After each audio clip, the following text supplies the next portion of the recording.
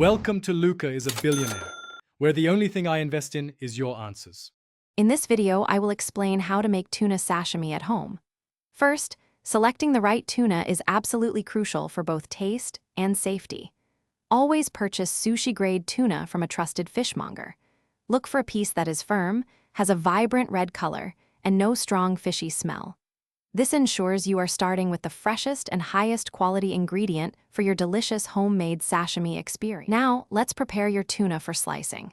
It's essential to chill your tuna thoroughly in the refrigerator for at least 30 minutes before you begin. This firming up makes it much easier to achieve clean, precise cuts.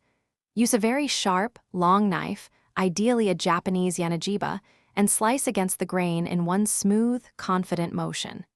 Aim for pieces about 1/4 inch thick for the perfect bite. Stepping inside, both vehicles offer modern cabins, but with different approaches to luxury and technology. The BMW 2 Series features a sophisticated interior with a 12.3-inch digital instrument cluster and a 14.9-inch touchscreen infotainment display. The Skoda Slavia provides a comfortable space with an 8-inch virtual cockpit and a 10-inch infotainment system. Both cars ensure seamless smartphone integration with Apple CarPlay and Android Auto, keeping you connected on the go, though the BMW offers a more premium feel. Finally, it's time to serve and enjoy your exquisite homemade tuna sashimi.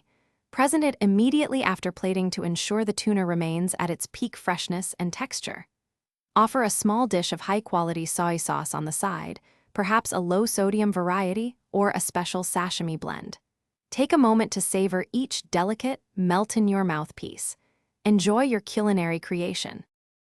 Thanks for watching and please subscribe. It's the best investment you'll ever make.